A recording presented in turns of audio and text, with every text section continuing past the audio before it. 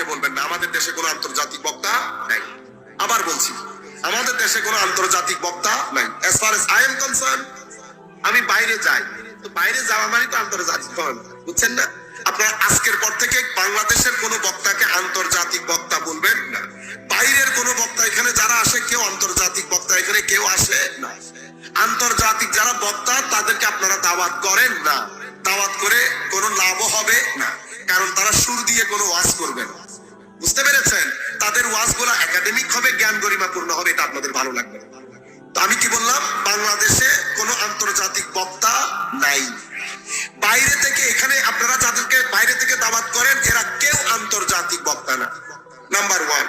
Number 2, বাইরে থেকে এখানে যারা আসে তাদের চেয়ে অনেক বেশি সিনিয়র আলেম জামিয়াতে আলিম ফাজিলে ক্লাস করায়।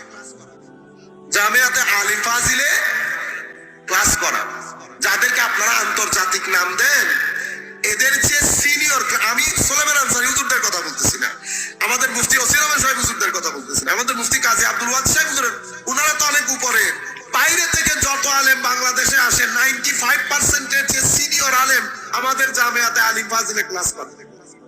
কিন্তু আমরা কি করে জানেন? প্লেনে চড়ে আসে তো লোড নিতে পারে না। আপনারা এই হাস্যকর কাজগুলা করবেন না।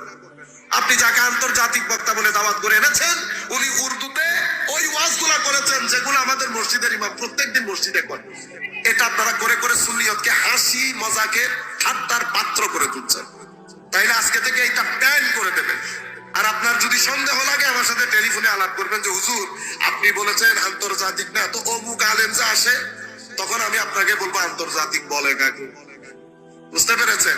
ইংরেজিতে কথা বলা মানে আন্তর্জাতিক না।